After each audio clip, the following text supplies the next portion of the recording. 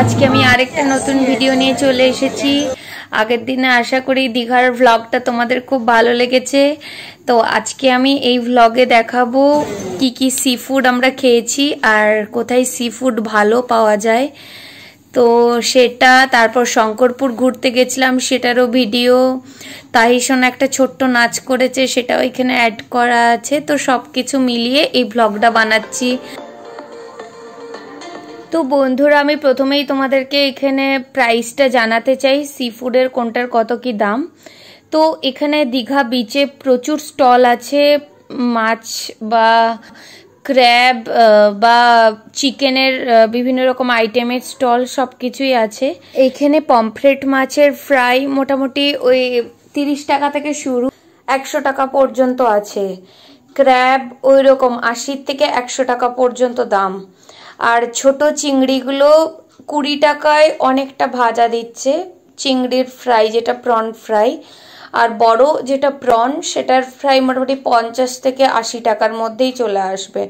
আমরা দেখো এখানে খেয়েছি, কিন্তু এই স্টলে যেখানে আমরা খেয়েছি সেখানে পুরো কালো করে দিয়েছিল, তো অতটা পছন্দ হয়নি। তবে এরপরে আরো অন্য জায়গায় ট্রাই করব, তো সেটারও রিভিউ দিচ্ছি, সাথে থাকো। তো এরপর আমরা চলে এলাম আবার চিকেনের দোকানে। তো এখানে চিকেনের বিভিন্ন রকমের আইটেম আছে, একদম 50 টাকা থেকে শুরু করে 120-30 টাকা পর্যন্ত বিভিন্ন ধরনের আইটেম আছে। যেমন শিক কাবাব একটা স্টিক পুরো 50 টাকা। একটা স্টিকে মোটামুটি ওই 5টা মাংস পিস থাকে। একটা বড় উইংস নিতে গেলে ওটা 120 টাকা, সাথে সাথে একদম গ্রিল করে দেবে। মানে বারবিকিউয়ের গ্রিল চিকেন না হলেও, মানে অতটা সুন্দর না হলেও এই গ্রিল চিকেনও খুব সুন্দর, মানে বিচে দাঁড়িয়ে খাওয়ার জন্য একদম জাস্ট পারफेक्ट। सुना हम क्रैब खा रहे थे पर वो अच्छे नहीं थी, जानती नहीं क्यों, मुझे अच्छा नहीं लगा, काला काला हो गई। पर चिकन कबाब बहुत अच्छी थी। হ্যাঁ বন্ধুরা, এই ছোট স্টলের থেকে আমরা যা যা খেয়েছিলাম তার মধ্যে ফিশ আর ক্র্যাবটা অতটা ভালো ছিল না, বাট চিকেন কাবাবটা খুব ভালো হয়েছিল। চিকেনটা এত ভালো হয়েছিল যে আমি এক্ষুনি খাবো, কিন্তু তাড়াতাড়ি তো খেতে পারলাম না, আস্তে আস্তে খাচ্ছিলাম।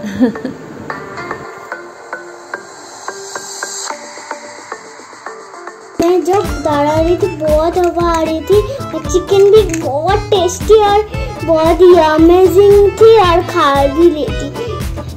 मुझे तो 2 प्लेट लगा दी थी, इतनी पसंद थी। হ্যাঁ ফ্রেন্ডসরা, চিকেনটা সত্যি খুব ভালো ছিল। তবে মাছটা আজকে ভালো খাইনি, তবে নেক্সট ডেতে যেখানে আমরা খাবো সেটাও দেখাবো তোমাদেরকে কোন জায়গায় ভালো। আর এখন আমাদের এখানে খাওয়া দাওয়া হয়ে গেল আজকের মতো। তো এখন আমরা পুরো সমুদ্রের পাড়ে গিয়ে বসছি।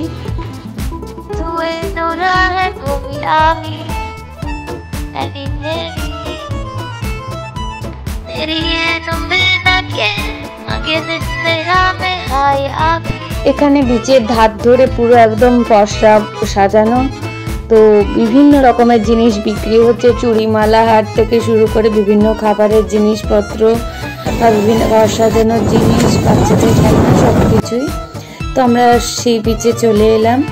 তো এখানে লেমন টিটা তো খেতেই হবে, তো এখানে আমরা সবাই এখন লেমন টি খাচ্ছি, অসাধারণ লাগছে।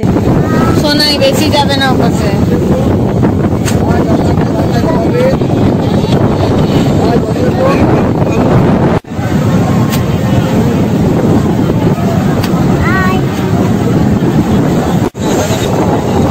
আর 1 ইঞ্চিও যেন নিয়ে করতে না দেয়।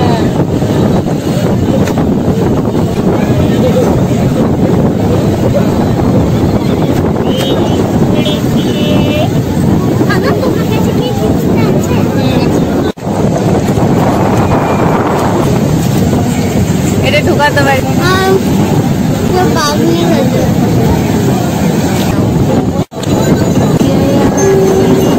এখানে সন্ধ্যের সময় সমুদ্রের পাশে বসে হাওয়া খাওয়া আর তার সাথে খাবার খাওয়ার মজাই আলাদা। তো আমরা এখানে রাত পর্যন্ত আছি, একটু পরেই আমরা চলে যাব। আমরা এখন সবাই শঙ্করপুরের পথে। আগের দিনে বাকি জায়গাগুলোর ভিডিও দেখিয়েছিলাম আগের ব্লগে। তাজপুর গেছিলাম, মন্দারমণি গেছিলাম, সেসবের ভিডিও দেখিয়েছি। তো এখন আমরা শঙ্করপুরে চলে এসেছি। তো শঙ্করপুরটা ভীষণ সুন্দর সাজিয়েছে, আমরা গাড়ি থেকে নেমেই দেখতে পাচ্ছি। আর চলো এটা পুরো একদম ডিটেলসে তোমাদেরকে জায়গাটা ঘুরে ঘুরে দেখাচ্ছি, সঙ্গে থাকো।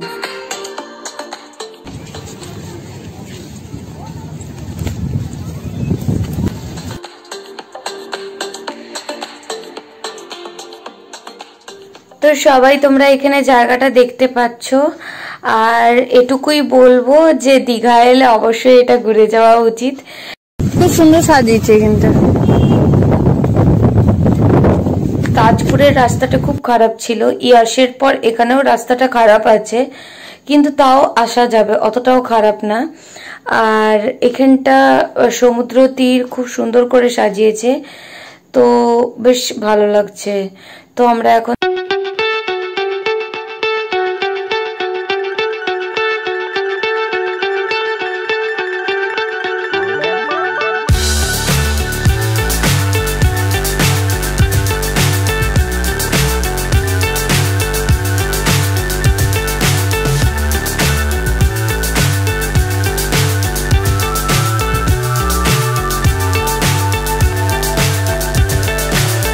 so high I'm hypnotized. What's up is down, what's left is right. Chasing stars and holding you.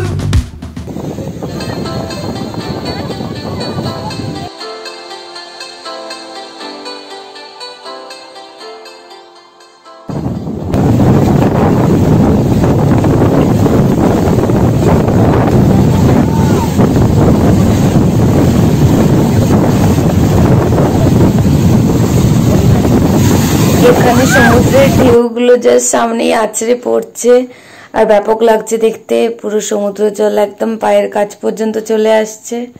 শঙ্করপুরটা সত্যি উপভোগ করার মতো, না এলে খুব বেশি মিস করে যেতাম।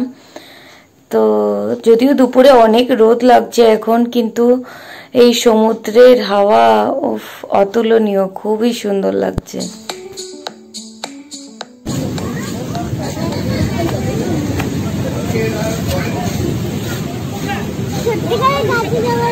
তাই যে বিচ টয় কিনেছে মন্দারমণিতে, বৃষ্টির দরুন ইউজ করতে পারেনি, তো এইখানে গাছে জল দিচ্ছে।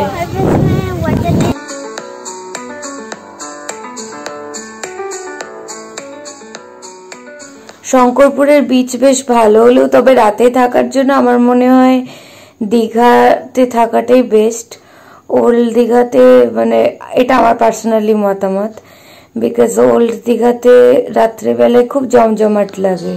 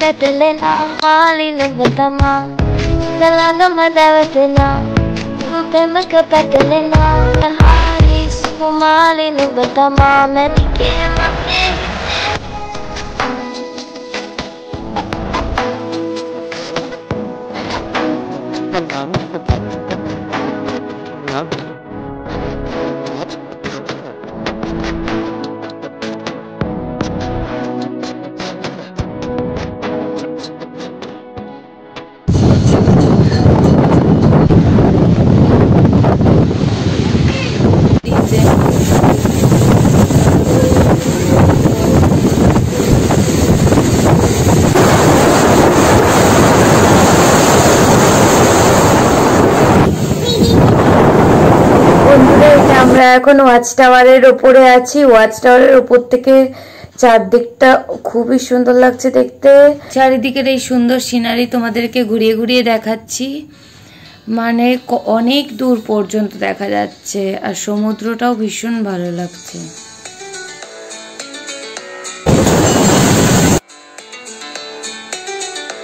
এখানে আমরা অনেকক্ষণ সময় কাটালাম, তো তোমাদেরকে দেখালামও কিরকম সিনারি। তো এরপর আমরা একটু পরেই এই থেকে বেরিয়ে যাব। তো এরপর আমাদের ঢেউসাগর নিয়ে যাওয়ার কথা। ঢেউসাগর হচ্ছে নিউ দীঘা বিচের কাছে একটা করেছে বিচ, তো ওখানটা খুব সুন্দর সাজানো, তো ওখানটা দেখাবে বলেছে, তো ওখানেই আমরা যাব এখন।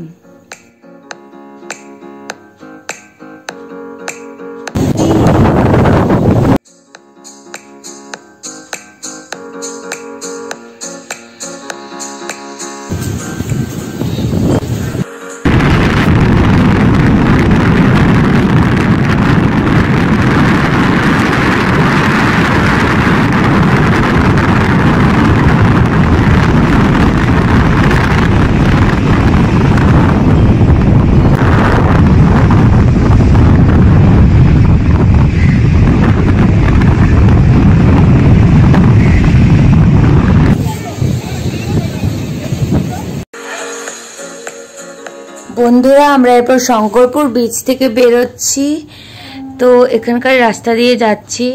আর এইখানে ডান দিকে যে গাছগুলো দেখতে পাচ্ছ নিচে পুরো ব্রাউন কালার হয়ে গেছে, শুকিয়ে গেছে, অতদূর পর্যন্ত নাকি জল উঠেছিল।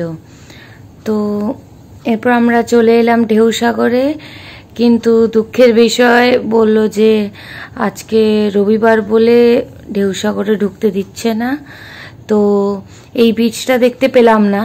তবে এর পাশ দিয়ে আমরা আবার ফিরে যাচ্ছি ওল্ড দীঘাতে। এই ঢেউসাগর পেরিয়ে নিউ দীঘা থেকে ওল্ড দীঘার যে বিচ ধরে রাস্তা, তো সেই রাস্তা দিয়ে আমরা যাচ্ছি। এই রাস্তাটা খুবই ভালো লাগছে দেখতে। তো এখান দিয়ে আমরা এখনই পৌঁছে যাচ্ছি ওল্ড দীঘাতে।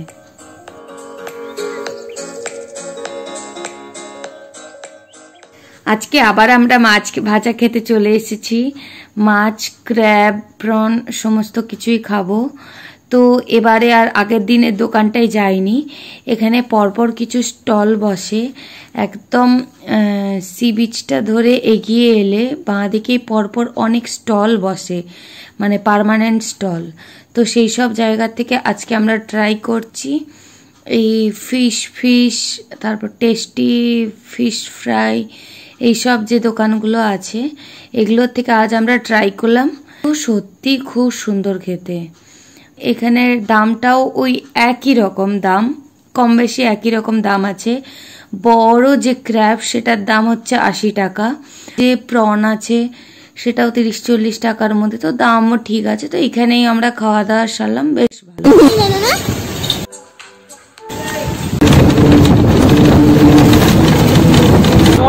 বন্ধুরা, আমাদের ঘোরা কমপ্লিট হয়ে গেল, আমরা বাড়ির দিকে ফিরে যাচ্ছি। আর তোমরা অবশ্যই জানিও ব্লগটা কেমন লাগলো। কোনো কোয়েশ্চেন থাকলে জিজ্ঞাসা করো, কোথায় কেমন কি খরচা হয়েছে যতদূর যা জানা আমি বলে দেব। আর সবাইকে অনেক অনেক ধন্যবাদ। ভালো থেকো, বাই বাই।